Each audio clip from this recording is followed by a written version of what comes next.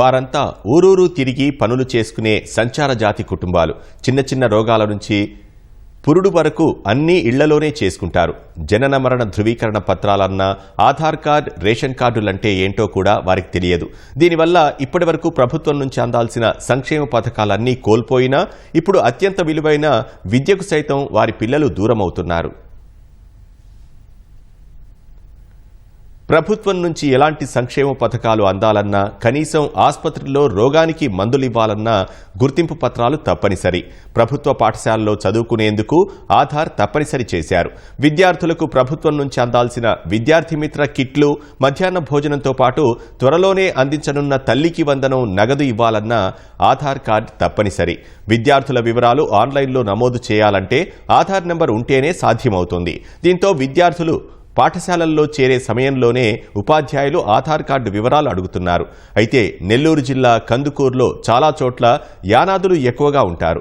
రోడ్ల పక్కన తాత్కాలిక నివాసాలు ఏర్పాటు చేసుకుని సంచార జీవితాలు సాగిస్తుంటారు. ప్రసవాలు సైతం ఇళ్లలోనే జరుగుతుండటంతో వీరు ఎలాంటి జనన ధృవీకరణ పత్రాలు తీసుకోరు. ఇదే ఇప్పుడు వారికి ఇబ్బందిగా మారింది. పిల్లలను పాఠశాలల్లో చేర్పించాలంటే తప్పనిసరిగా ఆధార్ కార్డు అడుగుతున్నారు. జనన ధృవీకరణ పత్రాలు లేకుండా ఆధార్ కార్డు తీసుకోవడం సాధ్యం కావడం లేదు. అందువల్ల మా పిల్లల్ని చదివించుకోలేకపోతున్నాము. స్కూల్కి వెళ్ళేసరికి వాళ్ళు టీచర్స్ ఆధార్ లేనిదే చేర్చమంటున్నారు. అంటే వాళ్ళు పిల్లలది డేట్ ఆఫ్ బర్త్ అడుగుతున్నారు. మేమేం పనులకు వెళ్ళేవాళ్ళు, మాకు తెలియదు కదా. రాత్రి సరే ఇళ్ళ దగ్గరే మేము ఎస్టీలింగ్ కదా, మాకు 3 భాగాలు ఇళ్ళ దగ్గరే మాకు పురులు అవుతాయి. అందువల్ల మేము తెచ్చుకోలేకున్నాం. ఇప్పుడు అవన్నీ అడుగుతుంటే అన్నీ తేలేకపోతున్నాం. అందువల్ల మాకు ఇబ్బంది అవుతుంది. డేట్ ఆఫ్ బర్త్లు అన్నీ అడుగుతున్నారు. అవి లేపడం వల్ల మాకు ప్రాబ్లం అవుతుంది. నా మనోళ్ళకి ఆధార్ కార్డు లేదు. యానాదులు మా పిల్లల్ని ఇట్లా చదివించుకోవాలనుకుంటున్నాను. ఈ ఆధార్ లేకపోయేకి మేడం వాళ్ళు ఆధార్ తెచ్చుకోండి అని అంటున్నారు. ఏది మాకు ఎటు పోవటానికి లేదు. నా భర్త లేడు. పిల్లలిద్దరిని చదివించుకోవాలనుకుంటున్నాను. కూలి పనికి వెళ్ళాలా, పిల్లల్ని పోషించాలా. తల్లిదండ్రులు ఇద్దరు లేరు. పిల్లలు 10 మంది 20 మంది పిల్లలు అట్న ఖాళీగా ఉన్నారు. బళ్ళుకు పోవాలంటే ఆధార్ అడుగుతున్నారు. ఏం చేయాలో మాకు అర్థాలు కాక ఎటు పోయి ఎత్తుకెళ్ళాలి, ఎక్కడ తెచ్చుకోవాలా. మా అమ్మాయికి బళ్ళే చదివించుకోవాలంటే ఆధార్ కార్డు కావాలని అడుగుతున్నారు. నాకు లేదు. అడిగాను, ఇక్కడ చాలా మందిని అడిగితే పెట్టలేదు, ఎవరు పట్టించుకోలేదు.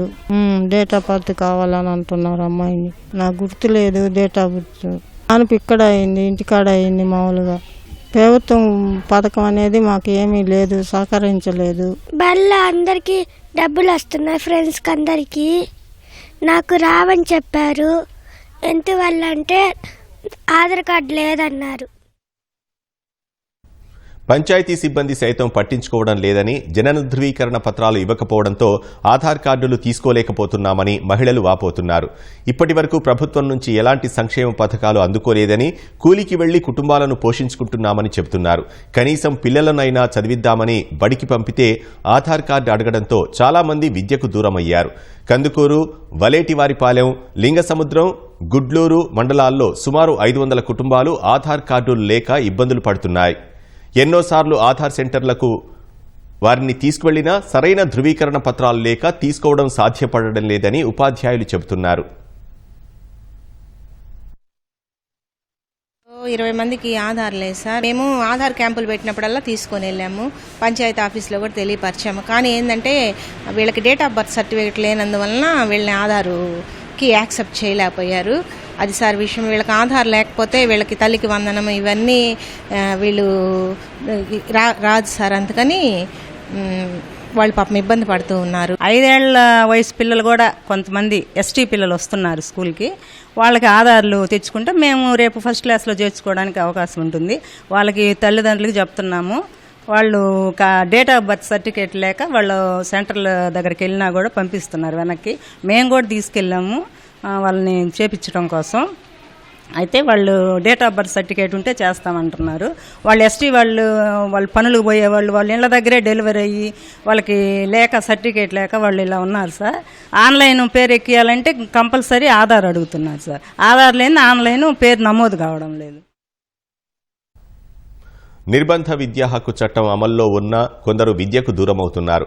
విద్యాశాఖ అధికారులు ఈ సమస్యకు పరిష్కారం చూపాలని తల్లిదండ్రులు కోరుతున్నారు.